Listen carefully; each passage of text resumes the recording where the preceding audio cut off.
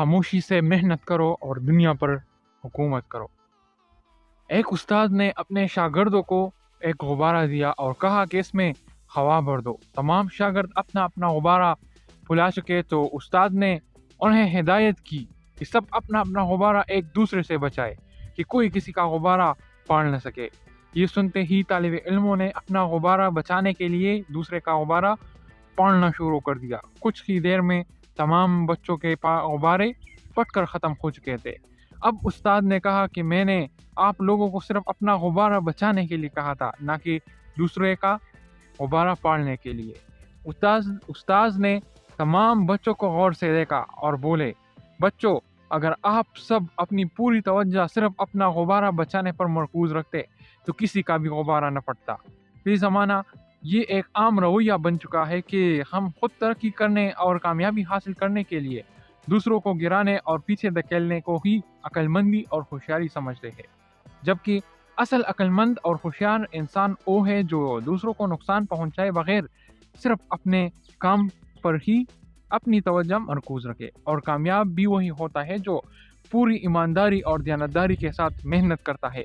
किसी दानिश्वर का कौल है कि मेहनत इतनी खामोशी से करो कि तुम्हारी कामयाबी शोर मचा दे, यानी अपनी तवज्जो और पूरी सलाहियत सिर्फ अपने काम पर रखे।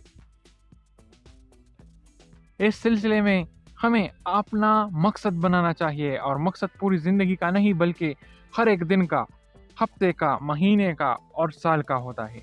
यानी आज का दिन ख़त्म होने तक मुझे ये काम मुकम्मल करना है, एक हफ्ते में इस काम की तकमील करनी है, इस काम को एक महीने तक मुकम्मल करना है, या इस साल में ये अहदाफ हासिल करने हैं। जो खुद को कोई हदफ देने या किसी काम की तकमील में मसरूफ़ होने का सबसे बड़ा फ़ायदा ये होता है कि इंसान चुस्त और तवाना रहता है, उसकी दिमागी सलाहियतें भी निखरती है और उसकी सोच का दायरा भी वसीह होता है। इंसान मेहनत करने का आदी भी हो जाता है, इसलिए अपने लिए हर रोज़ कोई मकसद की टारगेट ज़रूर मुख्तस करे। याद रखें, कामयाबी सिर्फ अल्लाह की मदद और अपनी मेहनत से हासिल होती है। धोखा देने वाला, चीटिंग करने वाला कभी कामयाब नहीं हो सकता।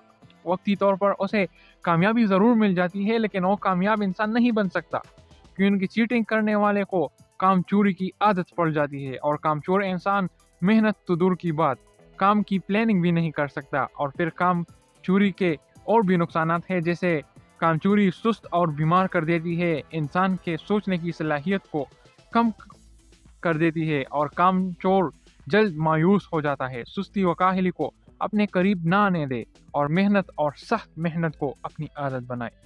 मारूफ लेक्चरर कासिम अली शाह कहते हैं कि मेहनत करना बज़ाते खुद अल्लाह का इनाम है।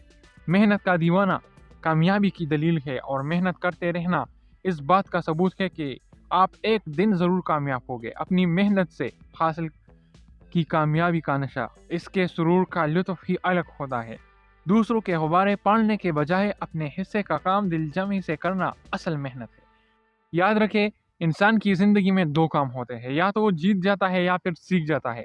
हारना शर्मिंदगी की बात नहीं, बल्कि हारने के बाद उठकर खड़ा होना और अपनी गलतियों से सीखना असल बात है।